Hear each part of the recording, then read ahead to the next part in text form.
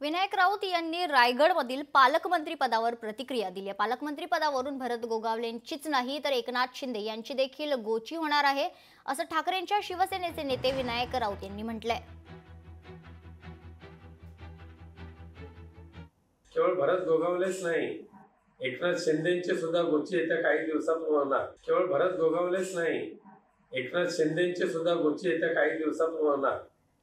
दरम्यान मंत्री गुलाबराव पाटील यांनी देखील रायगडमधील पालकमंत्री पदाच्या स्थगितीवर आपली प्रतिक्रिया दिली। गोगावलेंना पालकमंत्रीपद मिळायला हवं अशी माझीही इच्छा आहे, असं पालकमंत्री पदावर गुलाबराव पाटील यांनी आपलं वक्तव्य दिलेलं आहे, आपली प्रतिक्रिया दिलेली आहे। शिंदेंची फडणवीसांशी रायगड पालकमंत्री पदाबाबत चर्चा झाली होती। फडणवीस दावोसवरून आल्यावर निर्णय होईल अशी माहिती गुलाबराव पाटील यांनी दिली आहे। तर संजय राऊत आणि वडेट्टीवार यांनी केलेल्या टीकेचाही मंत्री गुलाबराव पाटील यांनी चांगला समाचार घेतलाय।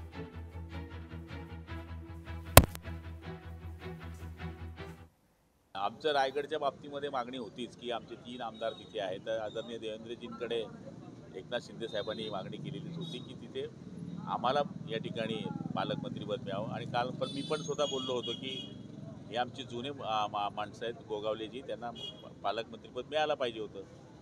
नाशिकमध्ये राष्ट्रवादीने ती मागणी केलेली आहे, त्यामुळे वरचा निर्णय घेण्याकरता देवेंद्रजी दावोसला असल्यामुळे निश्चितपणाने त्यांनी हा स्टे दिला असेल, आल्यावर तोडगा निघेल।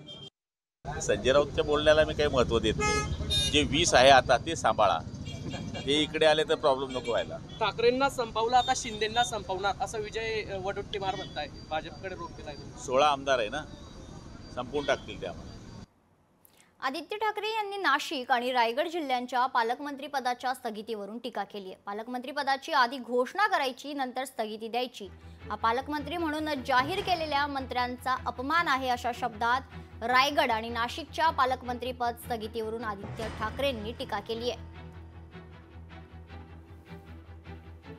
दरम्यान आदित्य ठाकरे यांनी काय ट्विट केलंय पाहूया।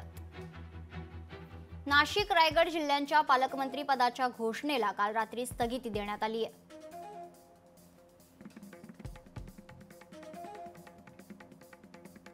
मुख्यमंत्री परदेशी असताना अशी स्थगिती येणं आणि पालकमंत्री म्हणून जाहीर केलेल्या मंत्र्यांचा अपमान होणं हे विचित्र आहे, असं ट्विट आदित्य ठाकरे यांनी केलंय। दरम्यान पालकमंत्रीपद बंगले यावर भांडण्यापेक्षा जनतेची सेवा करा, थोडी तरी लाज बाळगा।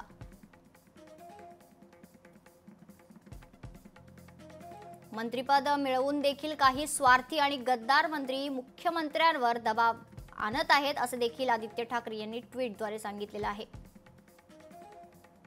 आश्चर्याची गोष्ट म्हणजे एवढं संख्याबळ असूनही मुख्यमंत्री ही दादागिरी का सहन करत आहेत, असा सवाल आदित्य ठाकरे यांनी उपस्थित केलाय।